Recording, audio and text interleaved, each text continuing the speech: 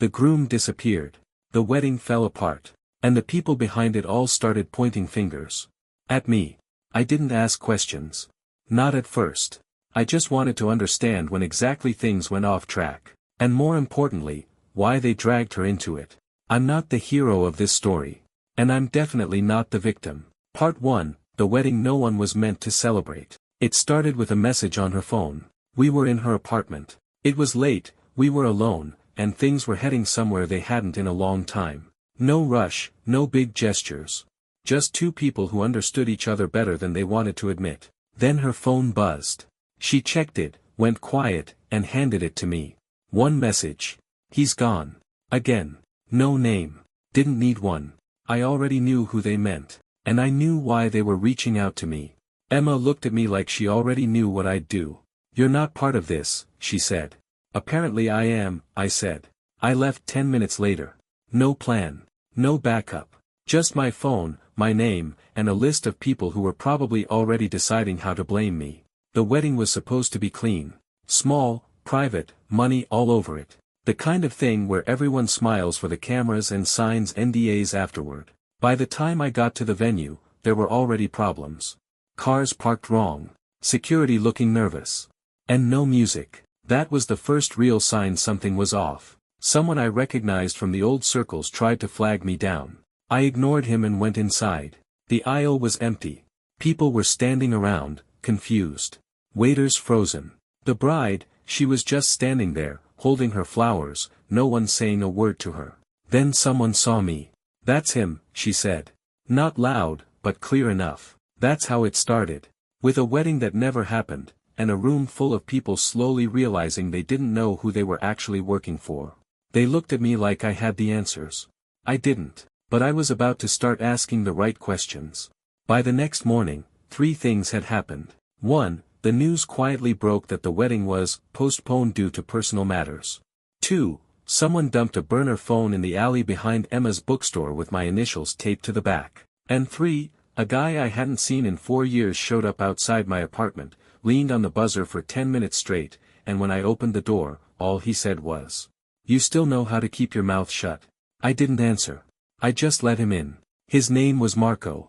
We worked together back when I was doing logistics for people who didn't like paperwork. I never asked what was in the shipments, and they never asked where I kept the backup copies.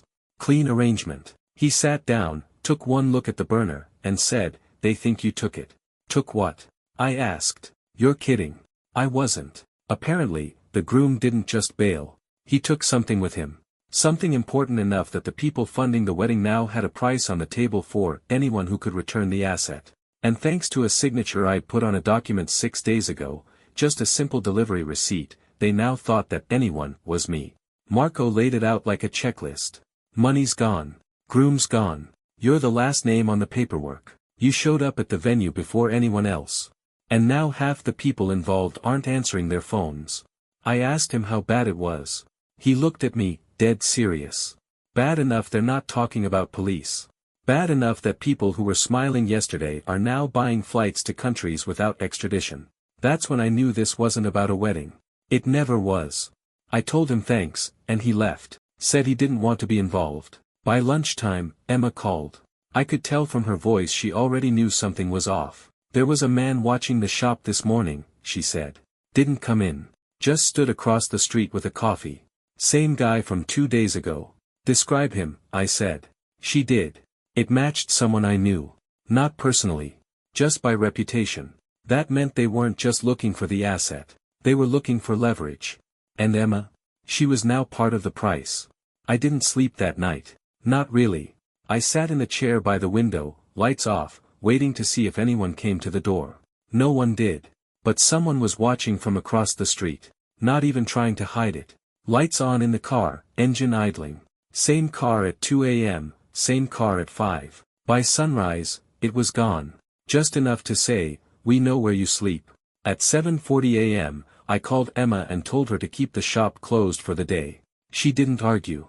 That alone told me she was scared. She never closed, not even during citywide blackouts. I spent the morning making calls. Not friendly ones. People I hadn't spoken to in years. I wasn't looking for help, I was looking for who was still alive, who was still local, and who owed me something I never called in. Only 2 picked up. The first gave me nothing useful. Just a vague warning that the people behind this weren't amateurs. "This is quiet money," he said.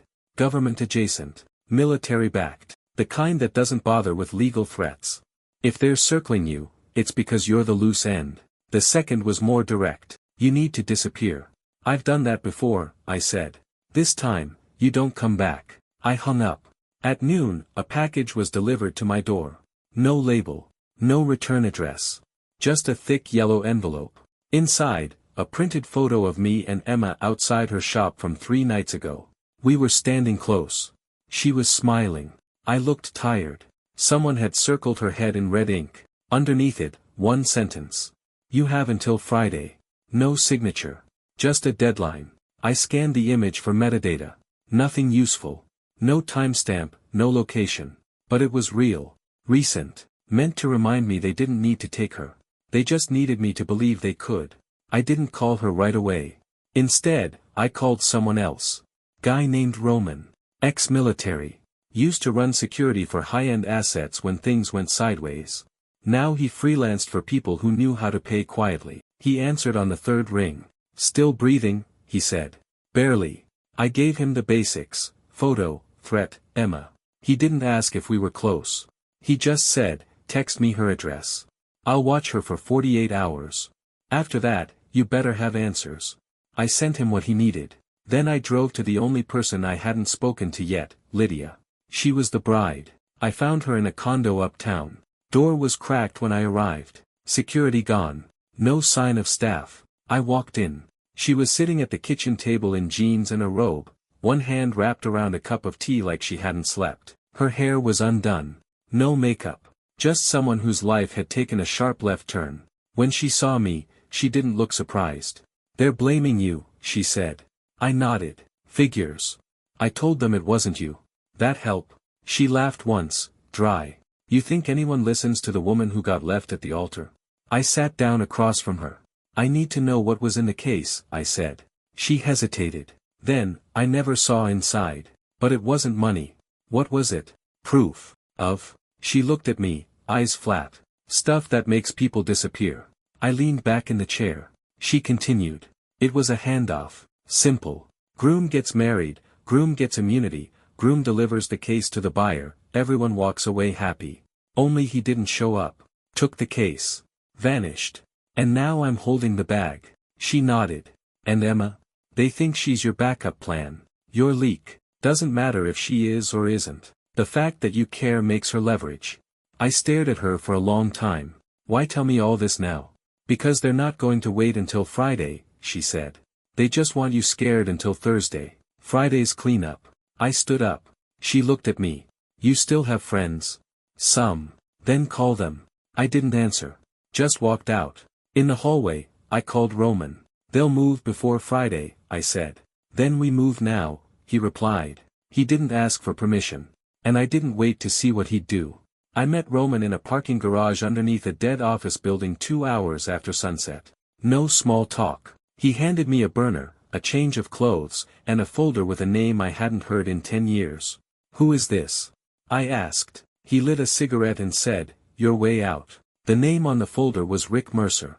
Used to handle document laundering for high-end buyers, passports, bank routing setups, deep fake IDs that could fool airport customs and half of Interpol. He disappeared after a client got traced back to a foreign diplomat's mistress and was assumed dead.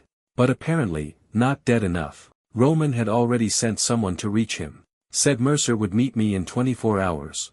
That's how much time you have to decide if you're staying or erasing yourself. I nodded but said nothing. Because I wasn't planning to run. Emma was still here.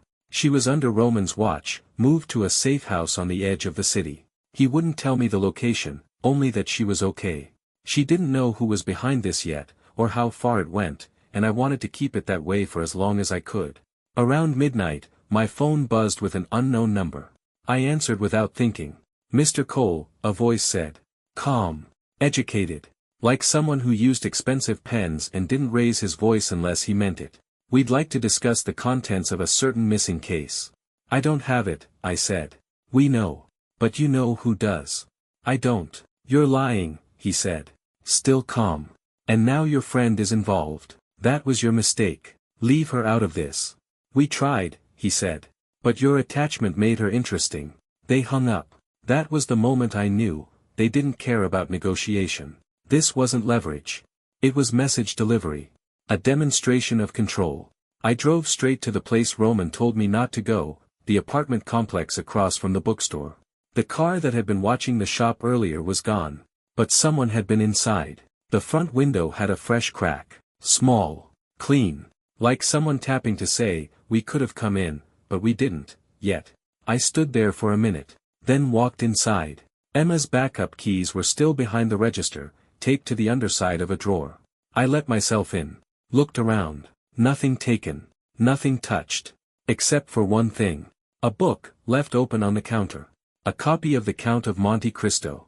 Page 391, folded slightly. Underlined in pencil, how did I escape? With difficulty. How did I plan this moment? With pleasure. Emma's way of telling me she knew what was happening. And she was playing her own game now. I locked the door behind me and went back to the garage. Roman was waiting. He looked at me and said, "You're not running, are you?" "No." "Then you better start hurting people's feelings." I handed him the burner. "Get me Mercer." He raised an eyebrow. "I thought you weren't disappearing." "I'm not," I said. "But someone else is going to." That night, we ran through everything we had. Names. Accounts. Movements. Everyone who touched the case, everyone who had motive to steal it, and everyone stupid enough to try selling what was inside. It wasn't about money. Lydia was right. It was proof. Evidence tied to people who never wanted to be real names. Deals made behind closed doors. Crimes hidden behind corporate fronts. And somewhere in that mess, someone had made a copy. That copy, I figured, was what got the groom killed. Or vanished.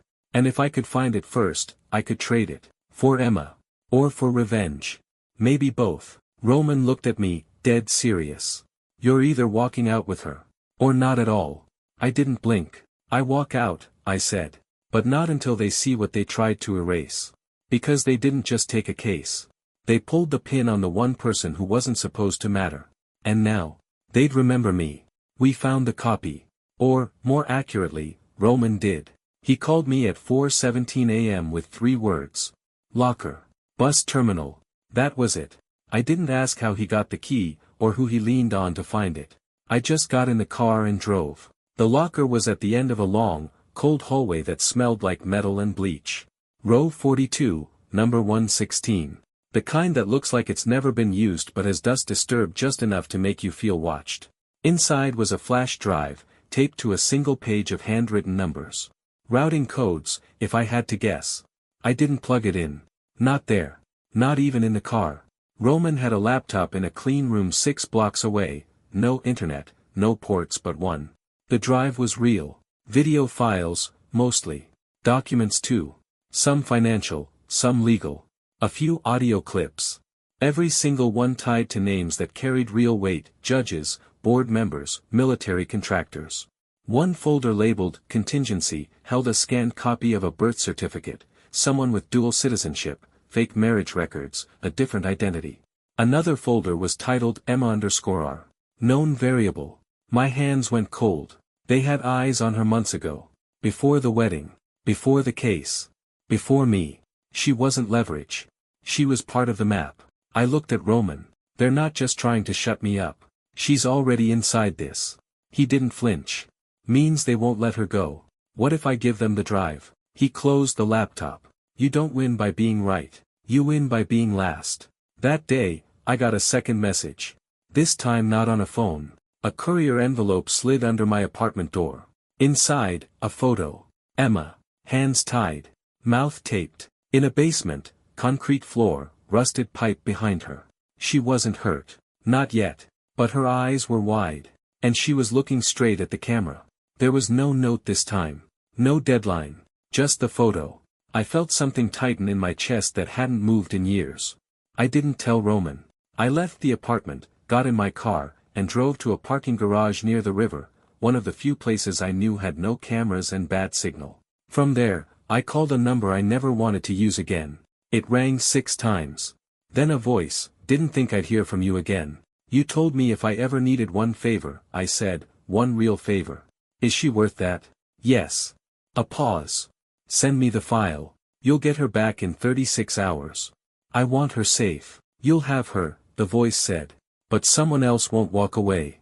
I didn't ask who. I sent the file. All of it. Then I smashed the drive with the butt of my flashlight and threw the pieces into the river. I got the next message a day later. Short and final. Your girl is safe. Your name is burned. Don't be seen again. Roman met me at the safe house. Emma was inside. Bruised wrists, raspy voice, eyes like she hadn't slept. But she was alive. I walked in. She didn't say a word. Just stepped forward and leaned into me. Not a hug. Not a collapse. Just enough contact to say, I knew you'd show up. That night, we packed the car. We didn't talk about revenge. Or what was lost. Or what was left behind. We just drove. I never asked who didn't walk away. Didn't need to. Because they took their shot. And I was still standing. We settled 4 states over. Small town. Mountains in the distance. Whether that made you stay inside. Emma opened a bookstore. Real one this time. New name, cash only, no cameras. She said it was temporary. I told her temporary was enough. I worked construction under a fake name. Early mornings, no questions. The kind of job where people respected silence. No one asked about my past. I didn't offer it. She never asked me what happened to them. I never offered that either.